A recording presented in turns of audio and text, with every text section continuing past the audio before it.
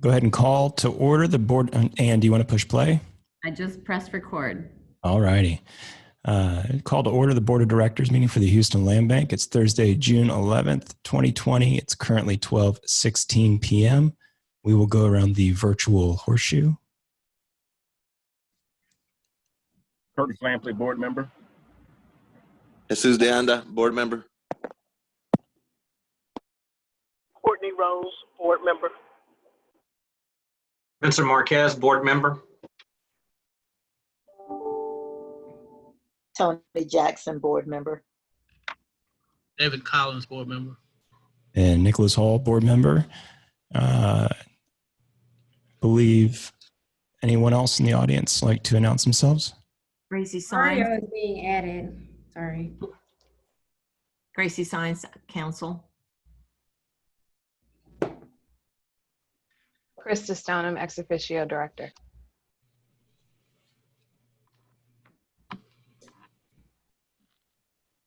All righty, I'll proceed. Do we have any public speakers? Nobody registered, and it does not appear that there are any in the room. All righty, move forward to item number 3, adopt the minutes from the May 14th, 2020 regular meeting. In your packet, original packet, were minutes that were issued last Friday for May 14th.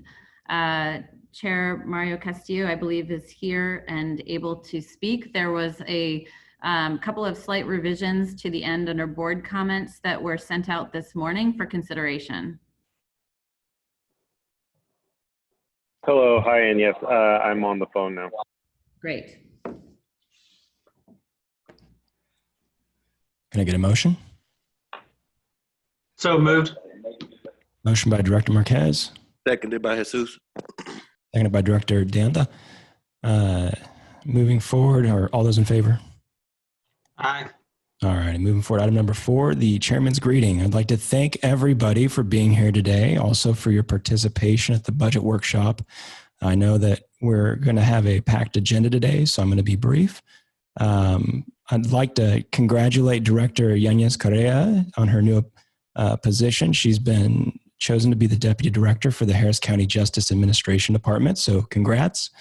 And I'd also like to wish CEO Haynes a happy birthday. So happy birthday. Hey, Happy birthday. happy birthday. Thank you. Yay, look at all those hands. Director Castillo did a clap. I know, that's Teach me great. how to do that. All right, should we sing happy birthday? Oh my goodness, it's recorded. Happy birthday. Thank you. So I will proceed to the committee reports. Item number 5A, Finance Committee Director Zeiss is currently on vacation. CEO Haynes, would you mind reading in the report from the Finance Committee? The Finance Committee met on Tuesday. We were primarily focused on budget and then some internal processes that we want to make sure that we are more regular on, invoicing, status, financial controls, et cetera. We have reviewed the budget a couple of times, including last week's workshop, and I think I can't speak for Director Zeiss and Treasurer Zeiss, but I believe he's supportive of the budget as he's been working on with us throughout this time. All righty, thank you for that report. And I'd just like to thank Director Zeiss for all of his hard work with the Finance Committee. So I'll move forward. Item number 5B, the Program Committee, Director Lampley. Yes, program committee met on June 2nd. Couple items to report on. The committee has extensively reviewed the current pro forma that the builders use to project their cost for construction. The committee met on April 23rd and June 2nd. There were many suggestions made on how to revise the pro forma to be more detailed yet accurate. Staff has thoroughly revised the document and provided an updated version to be used going forward, starting with our second round of round 2 of the lot sales. And definitely want to thank everyone for their input in reviewing the performer, and particular board member Rose. The committee and staff have undergone an extensive process to list and review the builders' applications from the first round of inventory lots for sale. The applicants submitted by the approved builders were assessed and scored based on a variety of factors by 4 staff members before being submitted for recommendation to the committee. Out of the 32 approved builders, 8 builders bid on 14 of the 26 listed lots. 6 of the 8 are being recommended for approval today on today's agenda. The anticipated revenue from the sales, this is $251,000, and staff is working with the committee to move forward with selecting our second round of lots for builders to select. On today's agenda, we have our recommended list for approval of the first round of builders. I will read them real briefly. MHL Properties, LLC. The lot that they chose were awarded was 4350 Knoxville. The price for that lot was $23,936. MHL Properties, LLC was awarded 2 lots. They also awarded a lot at 4354 Knoxville at a price of $15,110. Next Generation Development, LLC was awarded a lot at 8610 Madway. Lot price $13,907. Next Generation was also awarded a lot at 4323 Rosemont at the price of $20,170. CXG Capital Group LLC was awarded a lot on Bowen Street at the price of $20,169. We were also awarded lots on 1221 Veralue at lot cost of $37,929. Was awarded a lot at 3000 Galesburg, lot price of $19,225, and a lot at 4353 Knoxville at the price of $16,074. Elevate Opportunity Zone Fund LLC was awarded a lot at 4334 Brinkley, lot price of $21,129. In addition, they were also awarded a lot at 8610 Lee Otis at a lot price of $14,906. And Silver Circles LLC was awarded a lot at 4433 Elmwood at a price of $17,695. In addition, they were awarded a lot at 7822 Jester at list price of $16,274. And Embracing Destiny Foundation was awarded a lot at 3910 Loden at the price of $14,903. And those are on the agenda for recommendation for approval for today. In addition, staff has reviewed the old right of first refusal lot program that was previously held for people in our old program, individuals, churches, that are we're currently working on a new program to accommodate any lots in our inventory that may not be able to support construction of affordable housing. And so more to come on revisions to that program. And in addition, in President Haynes' report today, you'll hear a little more about an RFQ for city gas planning for review, and staff has been provided some details on how that program is intended to be used and implemented in that area. And that concludes my report.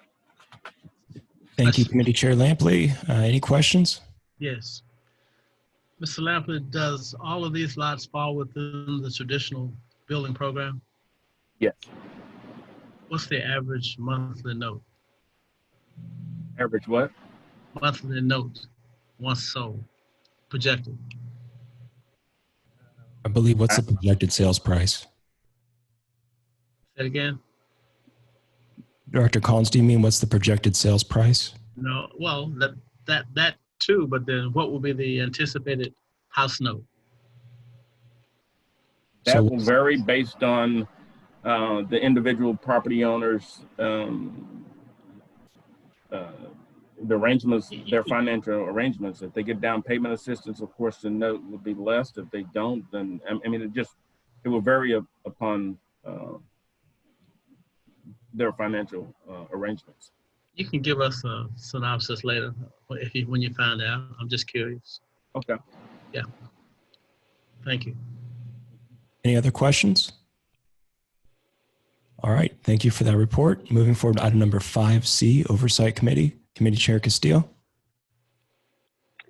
Thank you, Chair. The Oversight Committee did not hold its regular monthly meeting for June, but instead we have set 6 weekly sessions that we will hold to review the policies and procedures document draft and then produce a recommended version for the board to adopt at the August meeting. Questions and suggestions are welcomed and participation is encouraged. So the way that we have set this up, week 1, and this is going to be sent to everyone to have for reference, we'll review general conflict of interest and transaction approval policy. Week 2, property maintenance and land bank services for third parties. Week 3, administration. Week 4, dispositions, transfers to LMI purchasers, and transfer of rehab properties. Week 5, definitions and acquisitions, and then week 6, financing. If you are interested in participating in any of the weekly sessions, please email David Benson, who will coordinate member participation so that we adhere to the open meetings requirements. And that will conclude my report. Any questions? Yes, Chairman, quick question. This is Courtney. How long do you all anticipate you will give the board to review this document? It sounds very substantial and thorough, but how long do you all anticipate before the August meeting that we will have to review it? Well, you're right. It is very, very meaty, and it's a long document, which is why we are breaking it up. Our goal is to once a week deep dive into the sections and then produce a final recommended version that would go out with the board packet 5 days before the meeting. I think, you know, if there's flexibility to adjust the timeline to allow for more time for review, that's something to take into consideration. But at this time, the timeline is to have it ready for review with distribution of the board packet. And just as a quick note, this draft is not significantly different than the ones that were distributed last fall a couple of times, but it has been updated with revised accounting policies now that we have our finance and accounting manager on, and we've included a document retention policy or in the process of doing that. So I think, you know, for historical purposes, this has been circulated a couple of times, but it is a lengthy document, and I think it's kind of intimidating for all of us to dive in one specific session. And we would really like to have kind of our, the set of policies finalized this summer. Would it be a recommendation? Can I make a recommendation to the committee, maybe just to highlight the changes that are being made? So if it is a lengthy document, it'll just kind of help us direct us to the changes. Absolutely. No problem with that at all. Thank you. Any other questions? All righty, thank you for that report, Committee Chair Castillo. Moving forward to item number 5D, the Marketing Committee. Committee Chair Marquez. Yes, sir. Thank you, Mr. Chair. We also did not meet this past month. We forgone our time so we could participate in the budget meeting. But I also wanted to mention that Director Lampney and I did have a chance to go see the new office, and it's beautiful. Real excited about it. The opportunity of being able to hold building forums as well as networking, and it's a great view. I just wanted to share that with the board. Thank you. Moving forward to item number 5E, Partnerships Committee. Committee Chair Johnson Rose. Hello, good afternoon to the board again.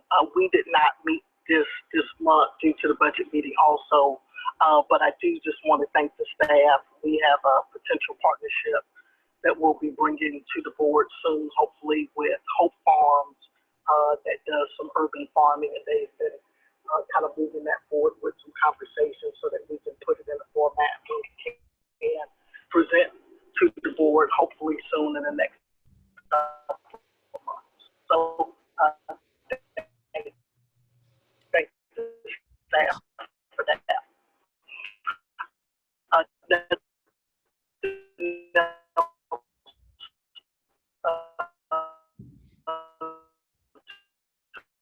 We're losing you. Yeah, Courtney, your signal might be a little weak.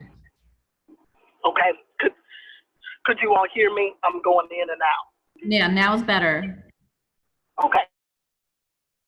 Okay, it's saying my internet connection is weak, but I just mentioned that we did not meet, but we did. The staff did help us with some conversations with Hope Farms and a potential partnership opportunity that we'll be bringing to the board soon. Thank you, Director Rose. Any questions? All right, moving forward to item number 6, President's Report. CEO Haynes. Okay, let's see. I do not have slides today, but we had some photographs in the budget presentation that we can go to. But we have now moved to 4450 Harrisburg Boulevard, which is our new location as approved by the board last month. Thanks to staff, specifically Jen Allison, who championed a very smooth move over here. Lots of extra space right now, which is good for social distancing, and we're still half remote, half in the office, but hope to be more fully in the office starting next week. It's a really nice space. We look forward to having you all as guests here, both for meetings and as well as a summer event that we will plan in early July, again, as we feel more confident about getting together as a group. Just also, I wanted to thank David Benson, who is here online, who helped us get the board materials out a week in advance of the board meeting. That is important for us to continue to improve that process, so you have enough time to review materials.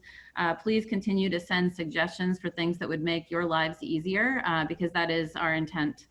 And we really thank you for your participation. We were joined by a majority of board members last Thursday, June 4th, for a workshop that included the slides that have now been updated in your board packet for the budget workshop. That was nice to have an additional time together to kind of circle through some of the issues or questions that you may have about the operations of the organization. Just a few highlights. The board packet includes the full president's report, but I've highlighted some things to talk through. We've been really working in the last month and a half on clearing vehicles that have been on some of our lots. That's been a sort of a major undertaking, both old cars as well as boats. And certainly trying to work on contacting the owners for those properties, but notifying and removing them. And in fact, doing a lot of work to continue to try and be a good neighbor, meet the neighbors in the areas where we're selling lots, selling houses, and also where we're taking care of the property through our maintenance program. And as a kind of a good news portion of our good neighbor policy, we in fact received, I'm sorry that my phone is ringing. We in fact received a referral, a citizen concern, a person who was satisfied with our quick response a few months ago, actually maybe about 6 months ago. Another neighbor had a question about lot maintenance, and they were referred to the land bank, and they said, well, I don't know about calling them. And we understand that the person who had originally had their concern responded to very quickly, said, oh, no, that's great. They get right back to you. So I think, you know, in that sense, our ability to be out in the community and be responsive is a goal of ours. And that has been, it's nice to hear that kind of feedback. We certainly don't want any concerns going forward, but certainly just the fact that we're available and accessible is a key part of our value set. We continue to work with HCDD on streamlining processes for the new home development program so we can get to a 3.0 new home development program. You know, we've had continual meetings with them on that. Obviously, a lot of our legal and compliance work in the past month has been around these new contracts for sale, and we'll hear a lot about that in a minute. But we've also been working on drafting some additional contract templates for different types of activities that we have here, and working on a number of compliance processes and controls with our accounting policies, and just making sure that really things are working in full steam here. As of June 5th, when I ran the inventory numbers, we have 558 properties in the inventory. Approximately 240 are holding for housing, although I will say we're doing some final reconciliation on that designated list this week. The current monthly tally of our home building initiative, and mostly up until these 13 that are on the agenda today for sale, we're still clearing out older contracts that had been approved by the board. 59 homes were sold through our traditional program in 2019. 13 homes have been sold to date in 2020, and then 48 lots are under development. We are already reviewing, as Director Lampley mentioned, additional lots in our inventory that will be put up for sale in our next cycle of lots for sale, and we'll continue to do that throughout the year. The budget, as we talk about that, has assumptions around the number of lots we'd like to sell from our inventory and really get as many homes built through our traditional program as possible. We have continued to work with Department of Neighborhoods, responding to anything that they see out there, whether it's a violation, but we continue to have, 2 to 4 DON violations. And on some occasions, it's not directly on our lot, but we are being notified of the violation. And so we're trying to work with DON on how to accommodate those types of requests and figure out how to make sure that we're keeping the areas around our lots clear with the participation of neighbors. So we're trying to figure out what the situation is there. We did have 3 new homes from the new home development program come into our inventory last month, but they are now all for sale. And going to the new home development program, there are 25 houses that have been sold. I believe we have another closing in the next week or so. There are 4 under contract to close, and 9 are listed for sale. Phase 5 and 6 have 8 homes for a total of 16 homes, but we do not have clarification on when those homes will be in our inventory. But about 6 homes, I believe, from phase 7 will be in our inventory by early July. And again, working with HCDD on those processes of transferring so that we are not inheriting properties that hadn't been fully punch listed, so that things don't come up when we go to sell the property. That has been a little bit of an issue. We're trying to clear that out. So that kind of concludes the NHDP part. I think in terms of acquisition and development, which is also part of our contract obligation, we continue to review properties for the new home development program, acquisition program. We are really starting to kind of narrow into larger parcels because, especially for new home development program, there's some cost efficiencies to be able to do that, although they're longer term for development. We anticipate and continue to anticipate trying to continue to build an inventory for both new home development program as well as our traditional program in the next year. And that is one of the big conversations we will have during our strategic planning process, because it is important that in this day and age and the need for affordable housing as big as ever, that we're building an inventory towards that future. I did want to mention two specific things. One is this RFQ for the planning scope for the neighborhood of Sedagast. We have approximately, and I don't have the RFQ in front of me, 150 lots in Sedagast. Maybe it's 143, I'd have to verify that. But about 53 of them are an area that's heavily forested with no infrastructure. That part of Sedagast is something that I think even 10 years ago, Lara with the city were talking with some private owners, but ultimately the neighborhood about sort of starting to put that that neighborhood kind of on a front line for development. I think that at that point it was the foreclosure crisis of 2008, 9, and 10, and so those plans were sort of put on the side burner. But as we look at important clusters of our properties and looking forward, it is really important that we're taking a look at what are the needs of that neighborhood, making sure that we are able to cast out what those needs are in terms of a development plan for that neighborhood, and have been working with, I would say, a core group from planning, public works. Director Stoneham has joined us for some conversations, and obviously parts of the board of directors and the whole board of directors in terms of what is the goal for that neighborhood. This is really an important neighborhood. It's close in. Land prices in Sedagast have been rising over the past few years. It's a very close in community, very accessible to many job centers in the city, and critical that we're able to achieve a mixed income community with a substantial amount of affordable housing for the many different income levels. With that in mind, we have been asked to lead the charge in putting out an RFQ for planning services to look at this neighborhood.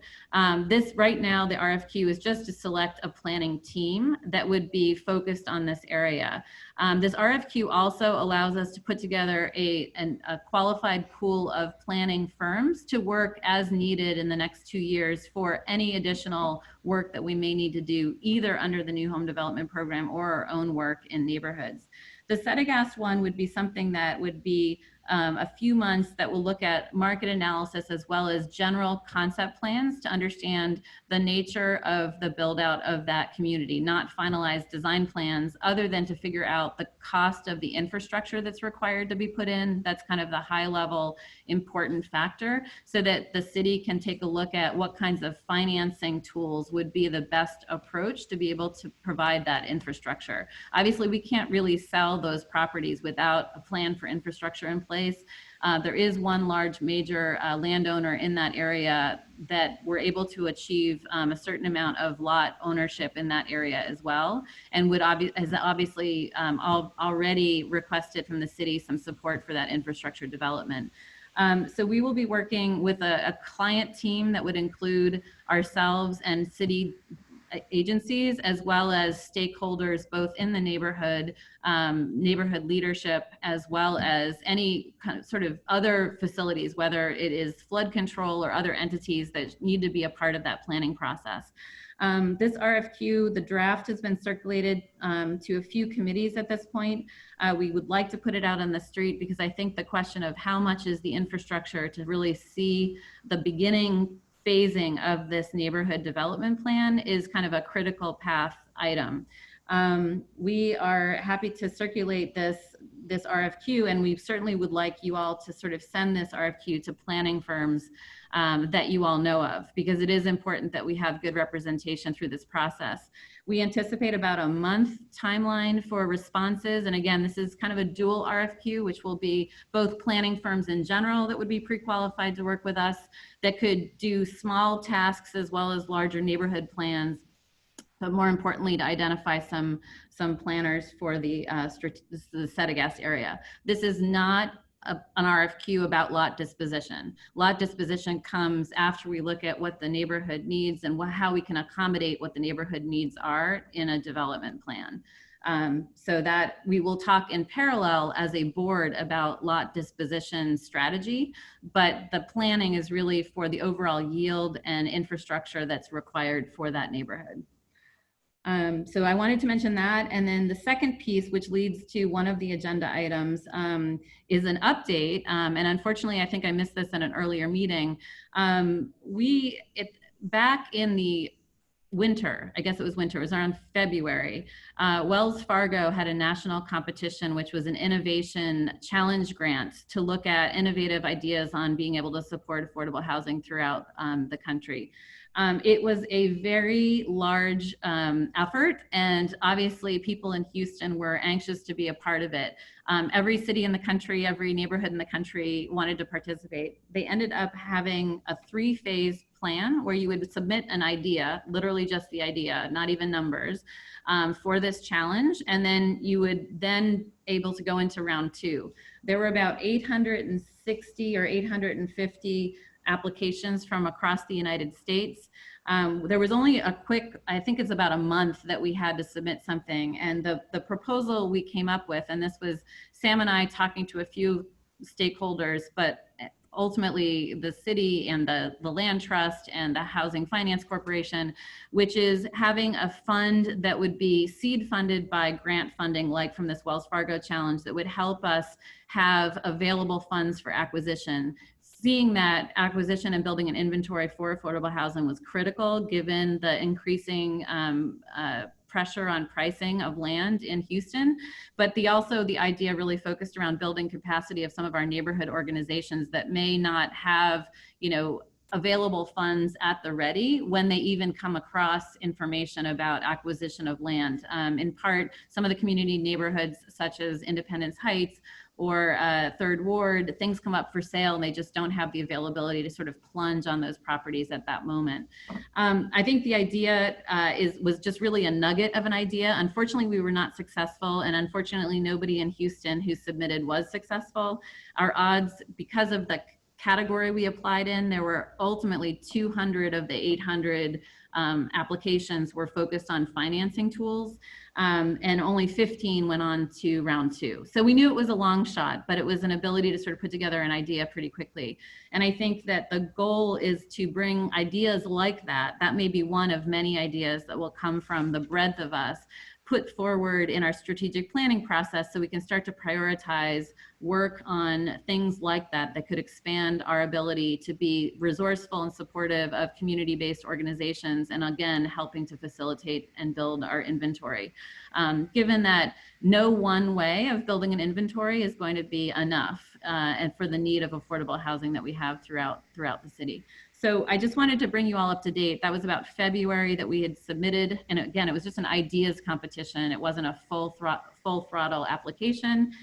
We found out in March that we were unsuccessful, but I do believe we've got a root or a sort of a kernel of an idea that could be worked on by the board to think about who and what other organizations might be able to help us with some seed funding for a pilot effort this year. So again, I just wanted to bring you up to speed. I know that it was not intentional to not bring you up to speed that we didn't win, but I certainly want to bring the idea back on the table for our strategic planning process. So I believe that is the end of my report, unless there are questions for me. Yes, question, I have a couple. Sure. Of the 150 lot development, what percentage of the land mass does these two developers own? In Settegast broadly, we have about 150 lots. There is an area of Settegast that doesn't have the infrastructure where we own it's a cluster of about 53 lots. We believe that the other builder, although they have a couple of different names, property owner has about 150 lots. And I have to, again, I don't have it in front of me, but in total it's about, I feel like well, I'm not going to say, but it's many more than 150 plus 53 lots in this area. So the planning would be focused on an area where there isn't infrastructure, but certainly to be integrated into Settegast as a whole, to be able to support the needs of that community. primarily housing, but obviously any other the community amenities that might be necessary. And certainly to, builders that we've worked with that's worked up in Setagast, such as Habitat for Humanity, would absolutely be involved in this process on the planning process side. But right now, the private owner owns approximately 150 properties. So you're saying we have 150 lots? We have right? 150 in Setagast as a whole. In this area of no infrastructure, we have about 53. 53, and then is his land contiguous to our 53 acres? They're both mixed in, and then there's quite a number of other property owners that are sort of 1, 2s, and 5s. And again, none of it has infrastructure. What is his plan for the size of home? I don't think they've got a specific plan yet, but they are very interested in the planning process to sort of establish, they have some inquiries because they have land that has infrastructure in other parts of Setagast, but they've talked about being very interested in the same similar community that I described, which is mixed income, workforce focused, that would be single family homes primarily. But again, the planning process is what would be finalizing what the vision for the neighborhood would be, and it would be certainly including the neighbors and the leadership in that area. Okay, just send me the RFP and the plat. I want to look at it. Okay. Thank I you. can distribute that draft to everybody. Okay. Any other questions? And I have a question. Yeah. On the RFQ, you mentioned we were approached. Was that the city that asked us to put this together? Yes. Like, was it housing, planning, or? There were a couple different things. It was actually Director Icken, who was in conversation with the private developer, actually at a very similar time that we were trying to reach out to the private developer because we started looking at, from an acquisition standpoint, where we have clusters of properties, looking at that. So we kind of in a simultaneous way, we're going to reach out to the private developers, but the private developers approached Director Icken because they had been in conversation with him 10 years ago. Mario, I'm familiar with these two guys. They came to us before, and they wanted to build $250,000 to $300,000 homes. Yeah, I don't think that Gotcha. they've identified a price point. They've identified a character. No, that's a fact. I'm familiar with it. Nick is too. Yeah, David, I remember that as well. And that's why I was like, I don't remember them being affordable builders. They weren't building in the affordable range. Yes, well, I don't know what the discussion was before. I understand that they would probably be building at a range of costs. And I think we would be, and the reason why we were looking to pick up more land in that area was certainly because we want to make sure there's substantial affordable housing in that area. So we would release the RFQ, and then would we be responsible for hiring a planning agency? Yes. And then is that a reimbursable expense that we have worked out with? Okay, got it. It'd be Thank part you. of our budget that would be reimbursed by the housing department as part of our operations budget. Hey, Ann, Yes. just just to clarify, those 53 lots, is that the same square footage that Ivan was referring to, about 400,000 square feet? I believe so, but I just, without the numbers in front of me, I just want to be cautious of that, but yeah. Yeah, because I mean, when people think about lots, and they normally think 5,000 square feet, and you're actually closer from what I remember about when I did my research, it's close to 10 acres. Well, we'll send an RFP or RFQ right now. We've got some of that data, and I will send it out to everyone and highlight the information that we have at the moment. We actually had to verify there were quite a number of properties that were in our inventory at one point, but were returned to the taxing entity some time ago. So there were a couple of different lists of lots that were circulating. So we've done some work to verify that. And the 53 lots, you're right, that some of them are not just single family lots. They're a little bit larger, but I have to verify the 400,000 square feet. Yes, ma'am. Yeah. Any other questions? All righty, thank you for that report, CEO Haynes. At this time, before we get into the action items, I'd first like to acknowledge Director Jackson. I believe she is here and want to make that part of the record. And I believe that there is a correction to the minutes that we voted on earlier in the meeting. GracielaSaenz, would you please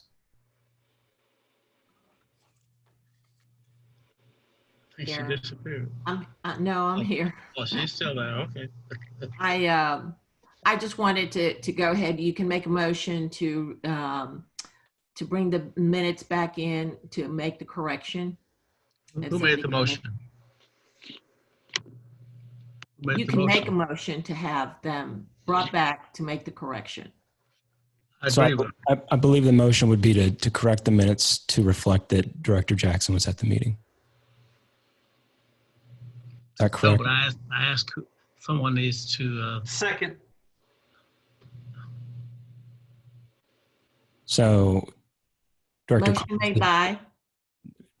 So is that a first or a second? Because Director Collins, did you make the motion to? Well, I was asking for clarification. You have to ask the person who made the motion. Don't you have to request amendment of the previous motion?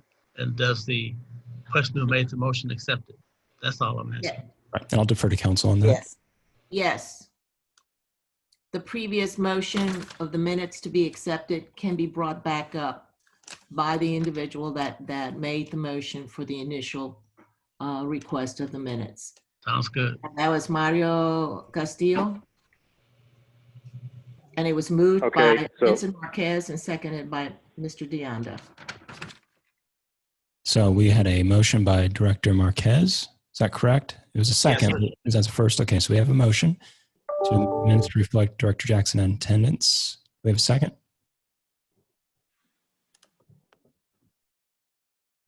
Second. Second by Director Collins. Discussion? Any discussion? All those in favor?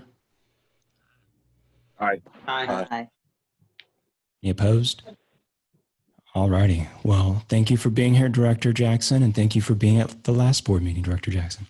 We will now move forward to item 7A, the consideration. I'm going to call these together.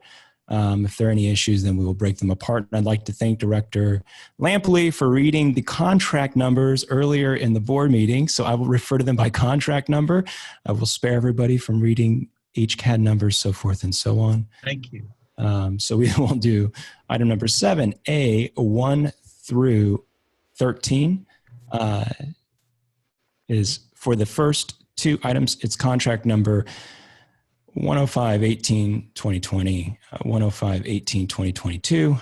That's for MHL Properties. The next two contracts for Next Generation Development, these are items 3 and 4.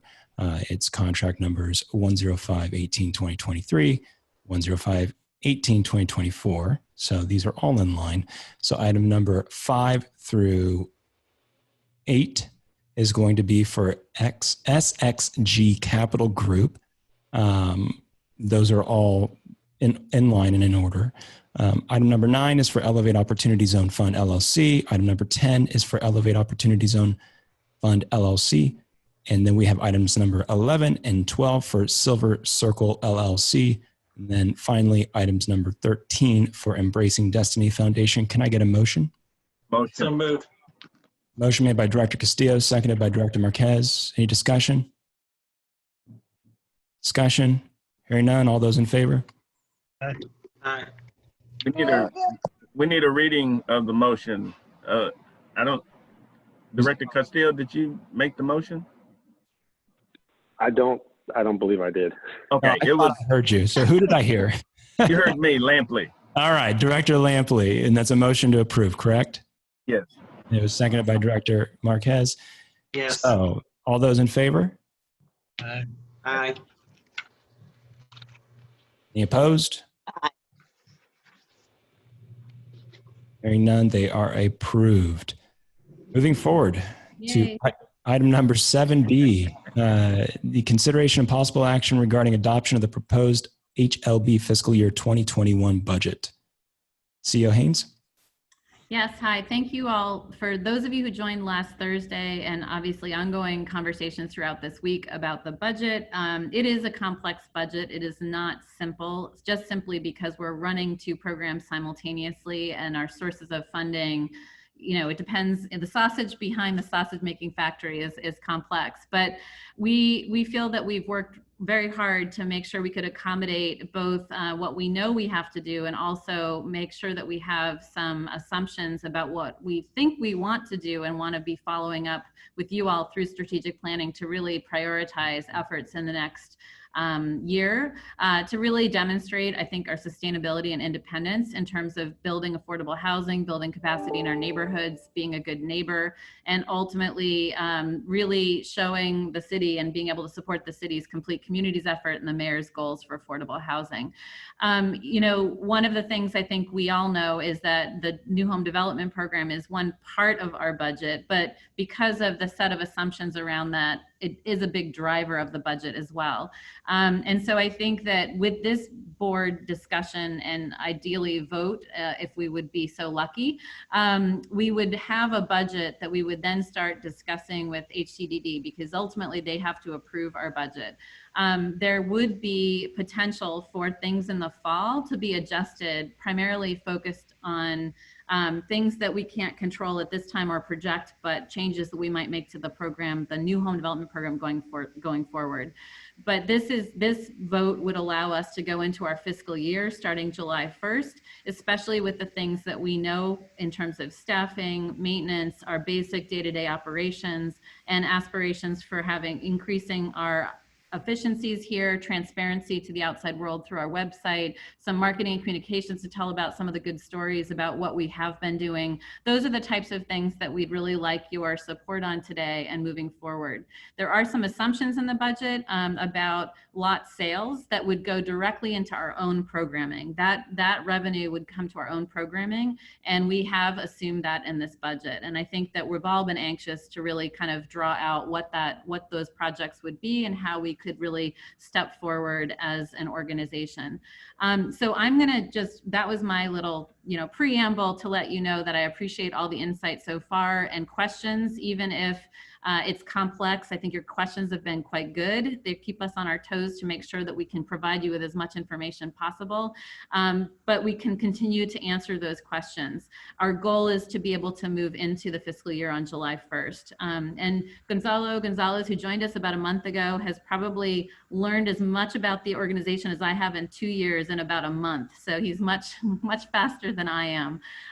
But we would be happy to walk through maybe the board recommendation and the summary slide from the memo, and certainly dive into the PowerPoint. There have been a few adjustments in the PowerPoint, minimal, just based on your questions, but the board packet included that PowerPoint, which goes through the entire set of assumptions in the budget, as well as the questions and answers as raised at the budget workshop meeting. And I do hope you have had a chance to look through that. So without further ado, I would suggest that Gonzalo go through the request and put up the summary slide so that we can field some questions and find out what you would like us to dig into in any more detail. And if you want us to go through the PowerPoint that's in your packet, we can do that as well, time permitting. It does take a little bit of time to go through. So directors, would you prefer for us to go through the PowerPoint presentation? Or are there any questions? All I'm going to have is just a comment. I don't have a problem with the basic budget itself, which she indicated that will be tweaked a little further as we move along. And then, of course, in discussions with the Housing Authority. But one item I'm suggesting that we maintain our outside consulting services for bookkeeping and accounting and legal services. So if there was a motion, it'd be a motion to approve subject to that amendment. Any other questions?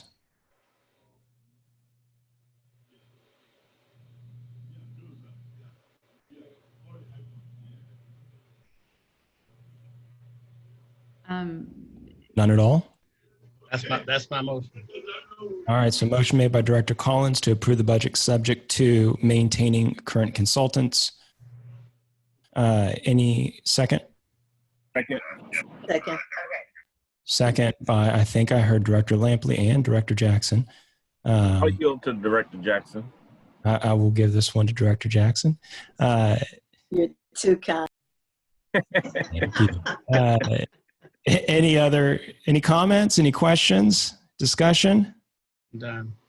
Can I just ask a quick question about that? I think there was the recommendation in the budget was to, as we've done with many things as we build a staff, internalize some of those functions because there's efficiencies both cost-wise and operations actually to do that. This is both from a legal and bookkeeping perspective.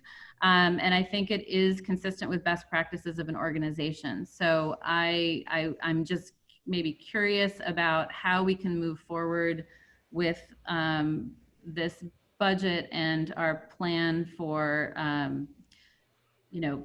contract services. Let me just talk about the legal one first. We have had an RFQ that we are considering for outside counsel services.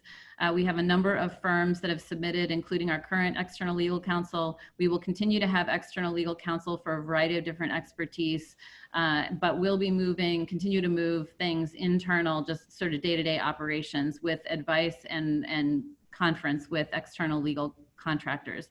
So that this budget includes it that way. With the bookkeeping services, there are a number of activities that need to be daily, sort of functioning on a daily basis, internal to the organization. And I think that we have, both from a bookkeeping and accounting perspective, are spending a lot of money on external contractors for things that could be more efficient internal. We can negotiate about a deal. That's all. My motion stands.